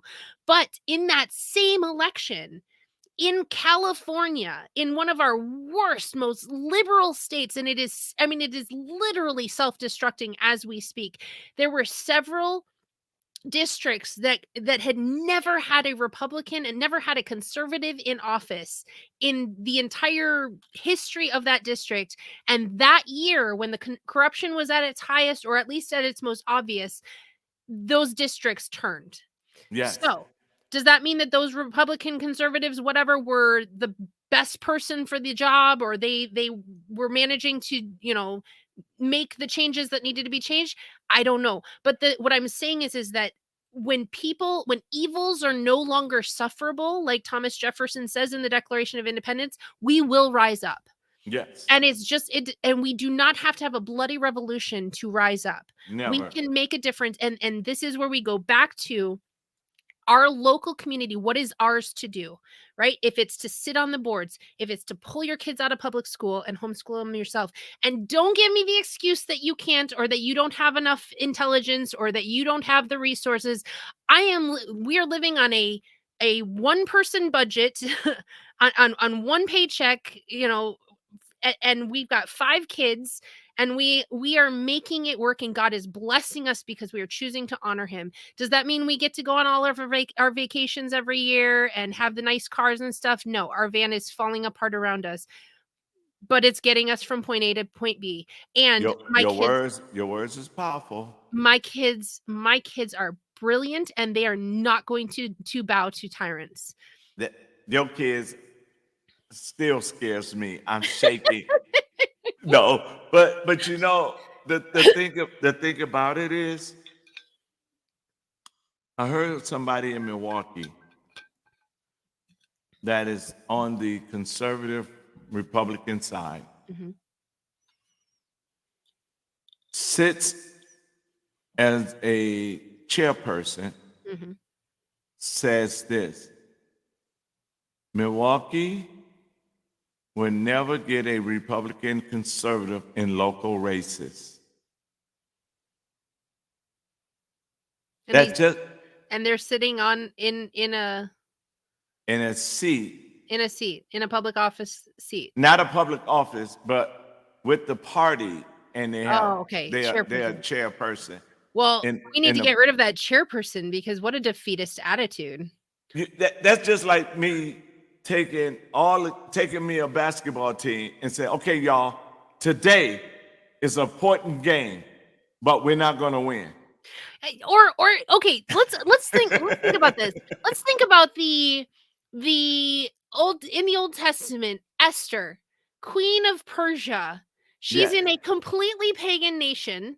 Yes. She is the queen of a very pagan, very entitled king. And she could have sat and said, you know what? I'm one Jewess. I'm never going to change this nation. I'm never going to make anything right. And so therefore, I'm just going to sit back and shut up and just let it happen. My people will die, and oh, well, that's been our history. So we're just going to let that happen. What did she do? She risked her life to stand before a king who, on a whim, could have had her head cut off or hung her from the gallows just because she walked into the same room as him. And you're going to tell me that you can't turn Milwaukee around because you are absolutely convinced that no conservative will ever hold a public office there? Sit down and shut up and get somebody better in that seat. Ooh, I think you kind of a little feisty on that one, huh? You're like, oh, wait a minute. I'm sick and tired of people telling me that there is no possible way they can do anything to make a difference or make a change except by picking up their guns and going to war. That is the last thing we need in this country. And I'm not saying we should give up our guns. I'm saying that I do not want my children to grow up facing their enemies on a battlefield when they can face them in the courtrooms and in the churches and in the schools and in the public square. That is where the church is supposed to be. Yes. And this person is also a minister. Oh, Lordy. I just had to tell you the whole thing. I'm gonna tell me the name of the church afterwards. I will never attend it. After this, I'll tell you the person's name. Okay. But you're absolutely right. If we see, that's what we have. I am heated up tonight. Yes. You know what we have, and I hate to say it like this, but this is just reality of it. When it comes to Milwaukee, the Republican Party is like that elephant that they mascot. Okay. Yeah. And what they did, they took that baby elephant, they changed it to a tree, right? And that baby elephant couldn't pull that tree up for a long time, right? Yep. And now that baby elephant is full grown and it's chained to the same tree. And the mindset says you can't do it. Yeah. Every time you talk to Republicans, what do they say about Milwaukee? Can't do it. Can't do it. You got to run as a Democrat. You can't do it. You got to run like. No, that is not true. No.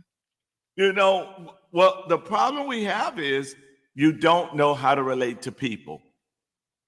You don't know how to tell your Yeah. story. Yeah. You never read the Constitution. Because if that's the only thing that you do is you go, hey, I'm the Republican on this ticket and you should vote for me because blah, ... How about not starting with I'm a Republican? How about starting with I'm just like you. I'm getting sick and tired of these taxes. I'm getting sick and tired of the crime in our streets. My kids go to school in a school that's got litter boxes in the school hallways, and they're watching their friends with furry costumes on pooping in a litter box. I mean, why aren't you bringing it up like that? I don't care if there's an R or a D behind your name. I care if you want to preserve and protect our God-given rights. And our God-given rights don't tell us that we get to groom our children for the sexualization and the destruction of their minds and their hearts and their souls. That is not a right. That is absolutely despicable. And any adult who actually thinks that is sane, again, doesn't deserve to be going to the voting block. Well, here's how I'm going to give you one of our message. You ready for it? Mm-hmm. This is what they do, not our message, but their message. Mm-hmm. They're going to the community in Milwaukee. Hi, yes, I'm a Republican. We freed the slaves. My first question would be, then why are we still in chains right now? You sure would. I could just see you. I could just see you because We freed the slaves, my butt. That was how many years ago? exactly. Give me a break. Like Janet Jackson say, "What have you done for me lately?" Yeah. You know. Well, we gave you X10. X10 didn't help me and my family. No. Why am I going to be taken to jail if I have the wrong kind of gun? Why are my kids going to be penalized and me possibly fined if I don't get them their jabs every year? Why can't they have an education without that, right? Why, like, ask any of those things and then say those are chains. You are wearing the chains of slavery still. We haven't freed nothing. Right. Why is it that I can't discipline my kids but you can? Yeah. Why is it that if I try to discipline my kids, you try to take them away from me? Yeah. You know, why you allowing them to come to my house with a search warrant and it got a stamp on it and not a judge's signature? Why is it I can't own property without paying taxes to Caesar? Exactly. So, I mean, you know, so when we start to, you know, see these things, Mm-hmm.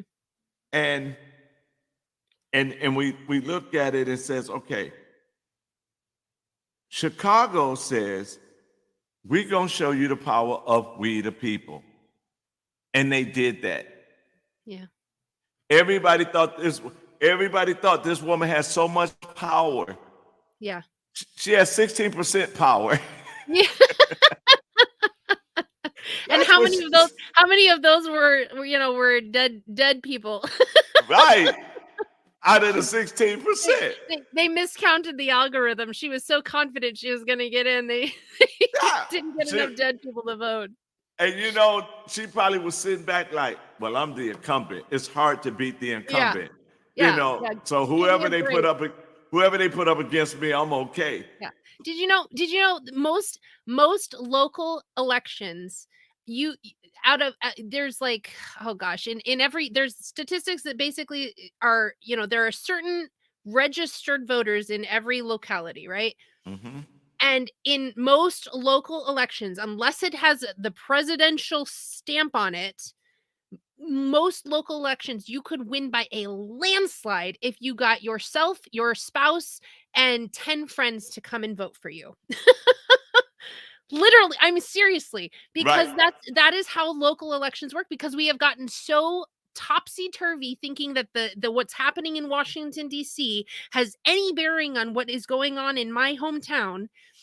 that is our mindset. If we shifted the local elections, if we got more people who were freedom minded, who were God fearing, who had the kingdom mission in mind as they completed their mission and purpose in those local, county, city, even the school boards, until we can get, introduce a new education system.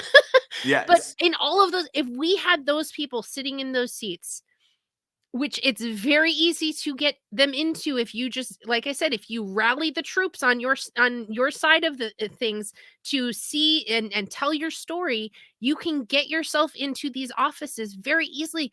And let's do that before they figure it out. I know, right? Be like, because I know, the think tanks are sitting around saying, what happened?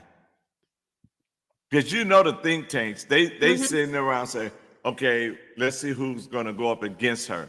Because they already, why? Because statistics says this. Because you know what they erased from those statistics? Human freedom, human free will. Yes. They take that out of it.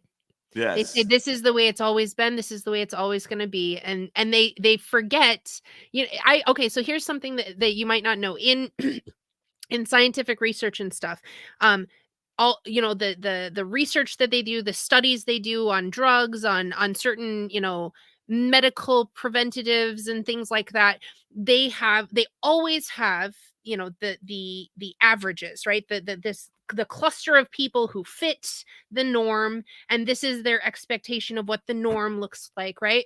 Mm-hmm. You know what they always do in these research projects and studies and things? They take out the outliers. Yes. Now, why are they taking out the outliers?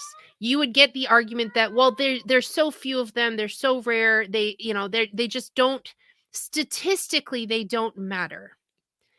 Right. Let's be the outliers.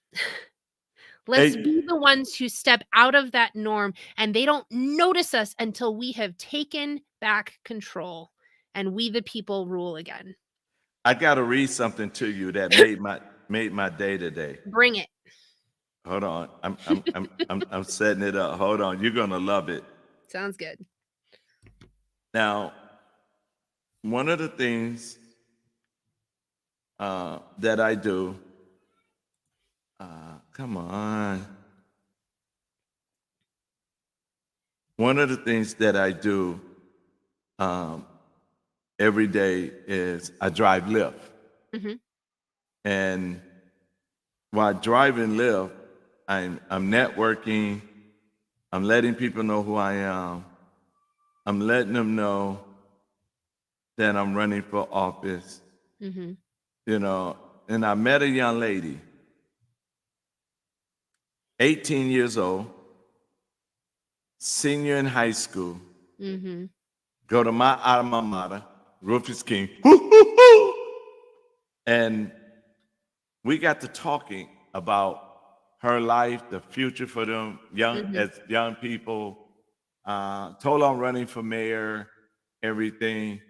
And I said, and she said, Democrat, Republican. I said, no, I'm in the middle. And this is why I'm in the middle, right? Mm-hmm. And she said, that sounds interesting. I said, okay, well, I got something for you. I dropped her off, went in the trunk, gave her one of my books. I said, read the book, call me, tell me what you think, we'll talk, right? Mm-hmm. This is what she sent me today. She said, good afternoon. This is, and I'm going to chop her name up, Zanetti. Okay, whatever it is. I am the girl you gave a Lyft ride to last Tuesday. Mm-hmm. I'm sorry to be getting back so late. I misplaced your card, but I read your book and I love it. I'm really intrigued by your book and the standpoint that you have. I agree with you and would love to work with you. Wow. So this is an 18-year-old. Yep. Okay. So now what I've been doing? Mm-hmm. Instead of selling my books, I just order them and give them to the young people. Okay. And she's sitting there like, Oh my God. And then now her grandmama is reading the book. Nice. And so when I got that today, I'm sitting there like, wait a minute, who is this? And then it dawned on me Who you giving it to? who I given it to. That's The awesome. young lady, 18, finna graduate out of high school right now. and so they hungry. Yeah. You know what they remind me of?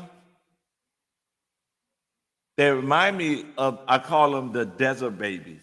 Those children that was born in the wilderness who knew no Pharaoh. Yep. Okay? Yep. And that's why the Bible says it was Caleb and Joshua was the only ones that came out of Egypt that was going into the promised land. Yep. Why? Because the people that they had now wasn't lied to. They wasn't caught up, right? Yeah. So now I go get the young people who knew no Republican or no Democrat Yep. and say, no, it's about we the people. Yep. And so as we go forward and do what we do and share with people the importance of knowing your right, your God-given rights, right then and there, we are empowering them. Exactly. Okay, so now we got 4 minutes because we done jumped up to And I've got an excellent quote to end the night. okay. Hey, sir, I'm looking forward to our meeting in the morning. I'm looking forward to it. Go Steelers. Oh, I ain't got my Steelers. Oh, wait. Where is it? I don't know. Talk real quick. Let me grab something.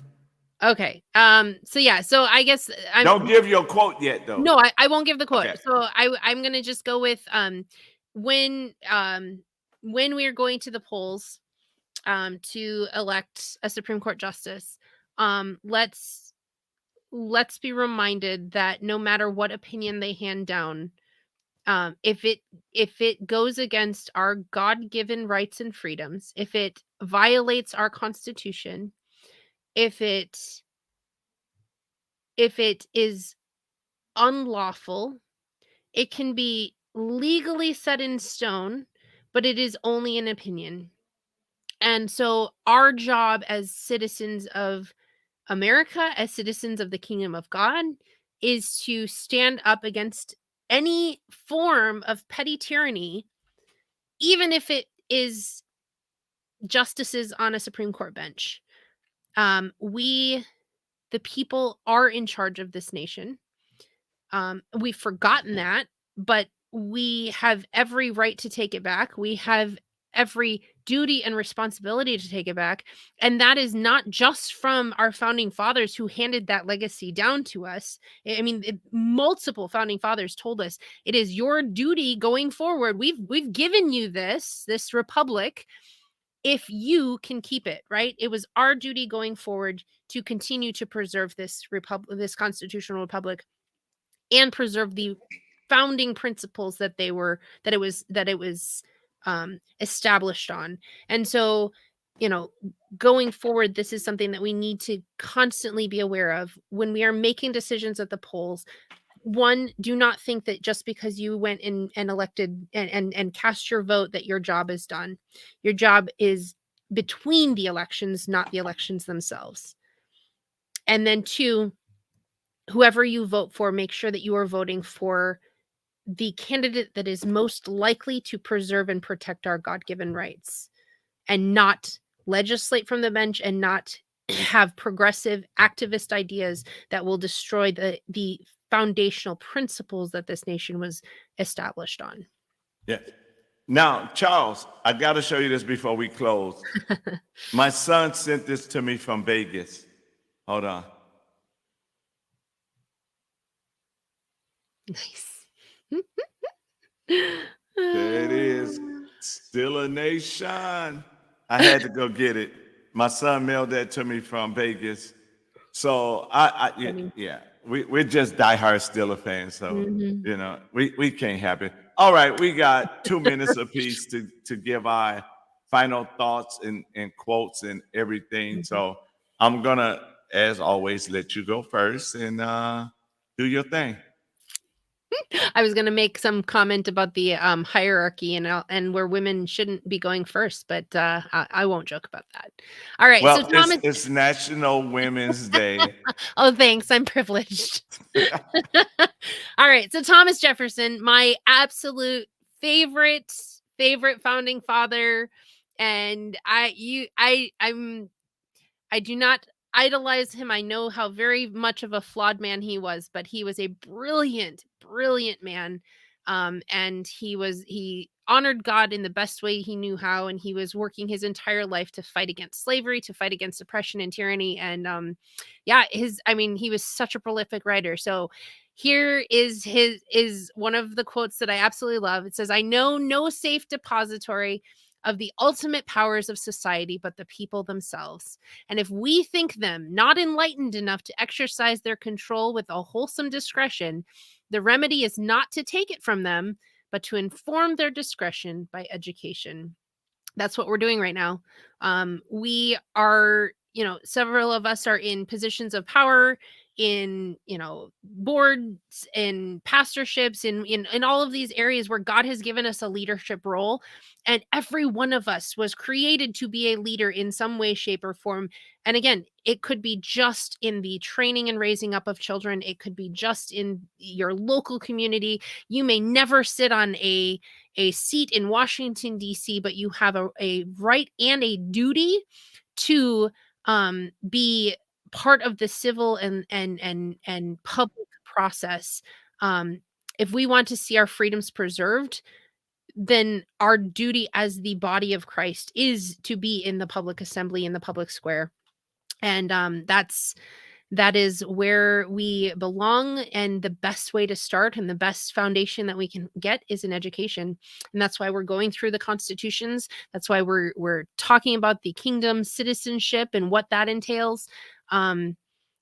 Have those founding principles, and we will win. I mean, ultimately truth does win. God's kingdom does win, and it always will. And no matter what evil is thrown at us, no matter what tyranny we may fall under, we have the ultimate victory. So,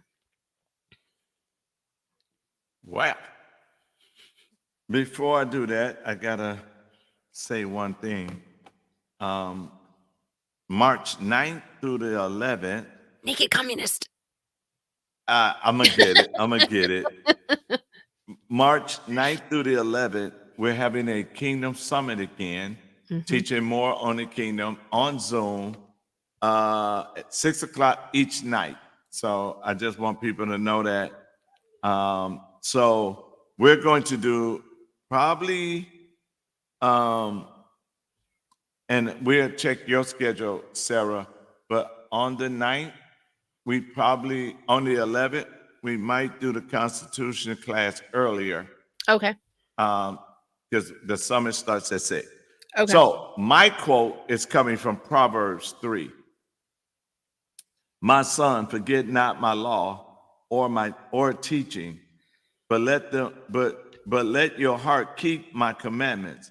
For length of days and years of a life worth living, and tranquility inward and outward, and continually through old age until death, these shall they add to you. Let not mercy and kindness, shutting out all hatred and selfishness and truth, shutting out all deliberate hypocrites and falsehood, forsake you. Bind them about your neck, write them on the table of your heart. So shall you find favor, good understanding, and high esteem in the sight or judgment of God and man. Lean on, trust in, and be confident in the Lord with all your heart and mind, and do not rely on your own insight or understanding." And the reason I want to state it, well, let me go to the last one. "In all your ways, acknowledge and recognize him, and he will direct and make straight and plain your path." The reason I say that,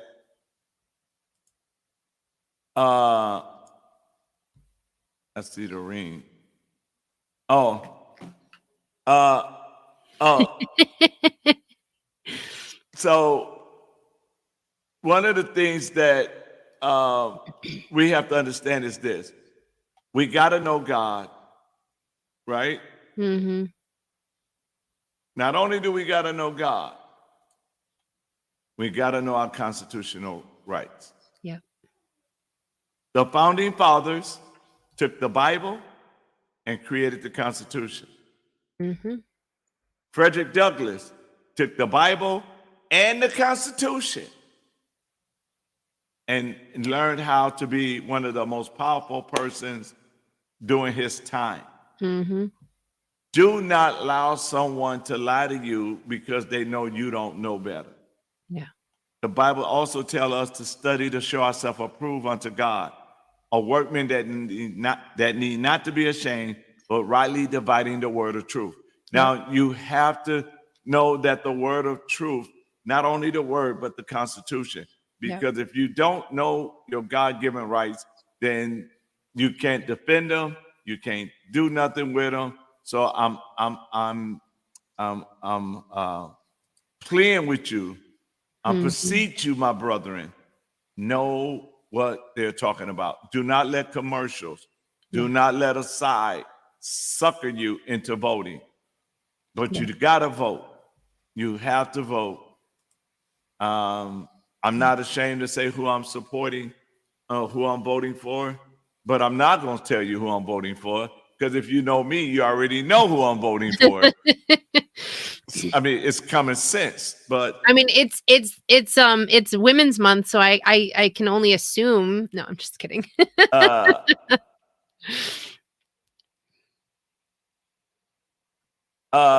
Jared is a good friend of mine, Charles. We got to get him down to the Stiller Bar one day, so he'll have a good time with us. But I am supporting.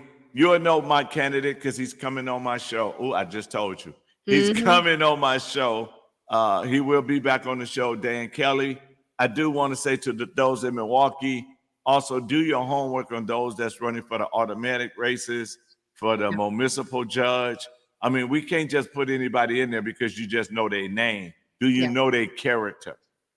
Yeah. And this is why we are saying to you guys, it is so important, so important that you guys do your due diligently and do your homework, do your research.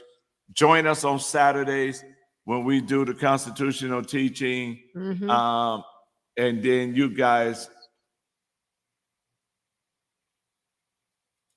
that's something they have in with him and Jared.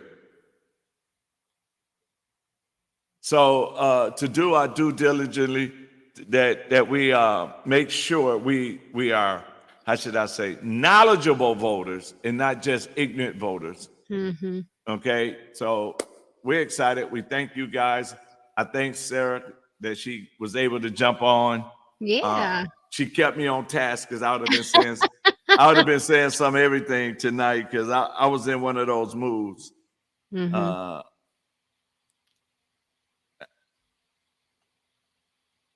Hold on. Oh, my wife is texting me. Let me just tell her.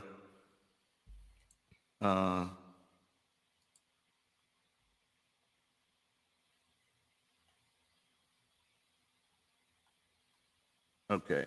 So I had to let her know. So, but let's see. Oh, yeah, they having a conversation. Don't be having nothing leaving us out. What's wrong with that? No, I'm just joking. So we excited, you guys. Yeah. But we gotta go. You know, this was not planned. This was just off the cuff. And so Those were the best. I know, right? You will be able to get this in about an hour on Apple and Spotify and the rest of them. We'll be putting it on as soon as the show is over. So we want to say thank you guys. We love y'all. Let me set it up before Sarah get me. We love y'all and we talk to y'all soon. God bless.